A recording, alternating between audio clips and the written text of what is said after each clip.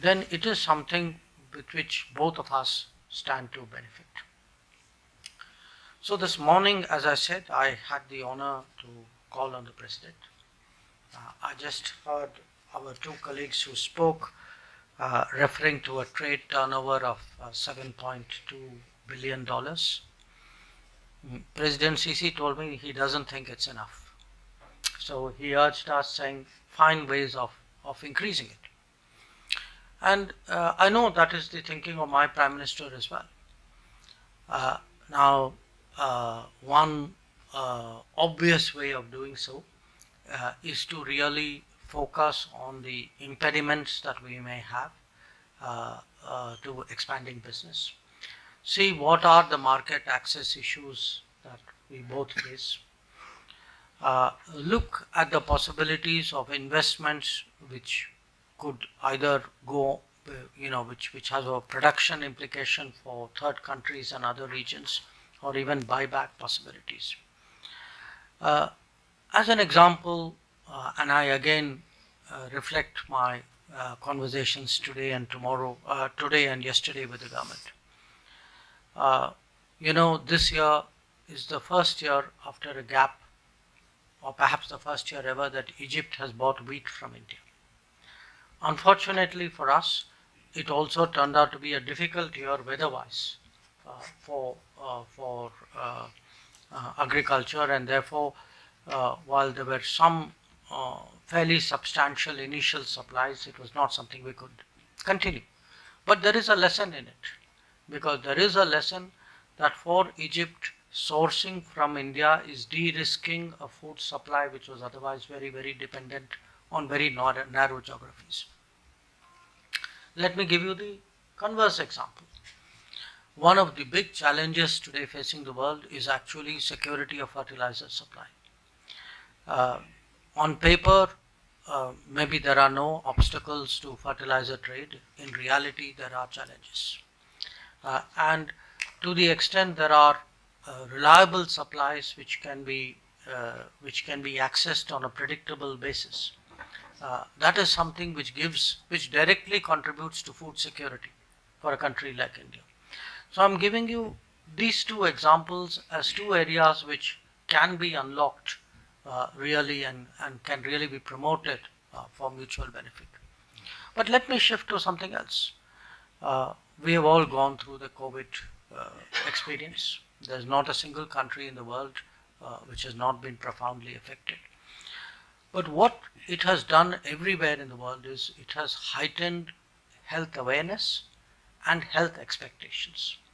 That after COVID, our people are not prepared in any country to accept that governments are unable to respond to their health challenges, which means today the investment which every government in the world has to make in health has increased.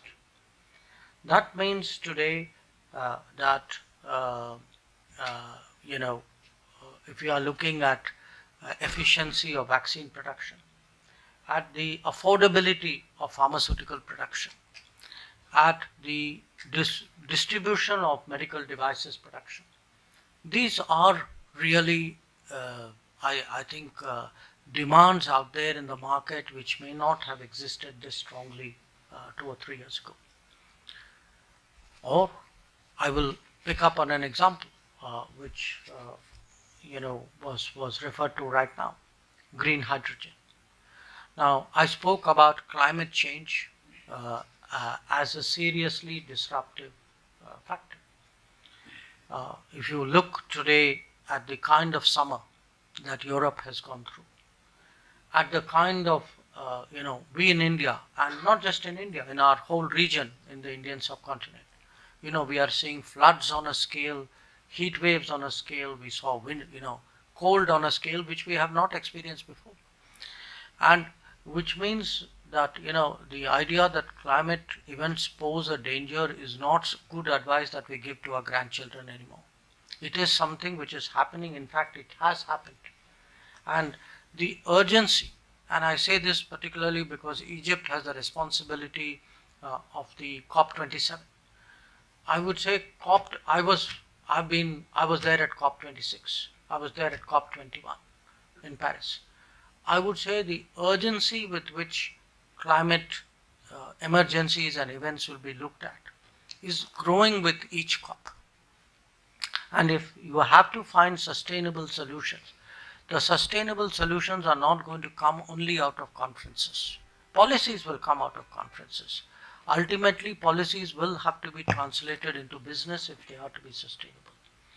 And the fact that uh, well-reputed Indian companies are coming out to a destination like Egypt, assessing the possibilities here favorably.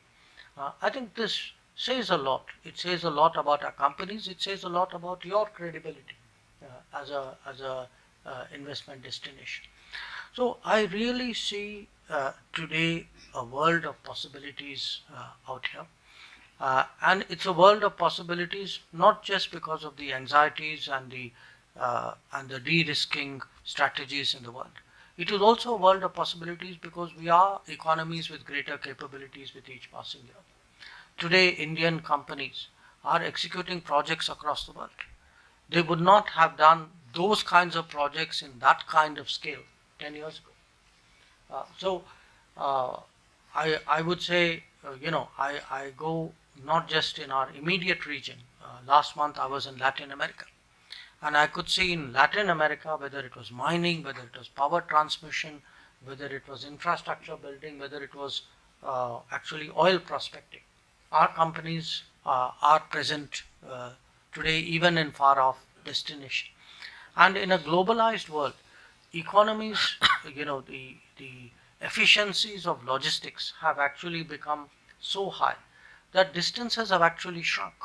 That the distance to execute a project, the distance to source resources and goods from faraway places, that has also is something which has changed.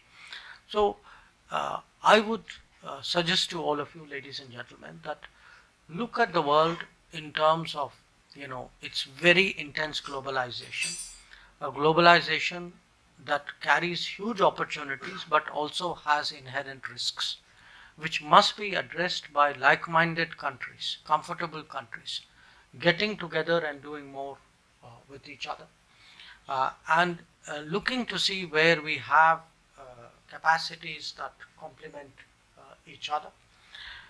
And the responsibility of the governments obviously is to be supported, is to create wherever possible the facilitative mechanisms. I know, for example, what I heard again in the last 2 days was inadequate air connectivity between our countries. I think it's a reasonable business demand, which we will have to find ways of addressing better. It's a responsibility of governments also to see where there are regulatory impediments. If there are, let us say, in the pharmaceutical sector, registration procedures which are unnecessarily cumbersome, or in the energy field, again, specifications which are in some way not sufficiently friendly to industry. I think it is important for us to address that. And my last point, I do feel that in a world which is moving towards a more knowledge-driven economy, the importance of human talent and skill, the weightage of that in the overall calculation will grow. And we are already seeing a mismatch between where there is demand for talent and where there is availability of talent. We are also seeing a gap between the existence of talent and its coming up to its deployable level. So here we see international education and the preparation of a global workforce as something which offers a meeting point between India and Egypt. I was very pleased to learn that we already have at least one university from India which has agreed to set up a collaborative venture here. I'm very hopeful that we will get a few more, including some of our more prestigious technology institutions. So my message to you today is not just that India is open to business, but that India is specifically focused on working with Egypt to find uh, uh, uh, to see what difference we can make to our mutual benefit in the region at a global level. And I look forward to hearing your thoughts on that subject. We are at the moment, I can only share with you that because this is not a universal situation. After the COVID, not everybody has recovered to the same degree. Some countries, some economies, some people are perhaps a little more optimistic, some perhaps a little more cautious. We are at the more optimistic end of the spectrum. So there is a great appetite for doing business, not just at home but going abroad. So that is the message that I bring to you. I am once again very, very grateful for the opportunity to hear all of you, and I thank you for being here today.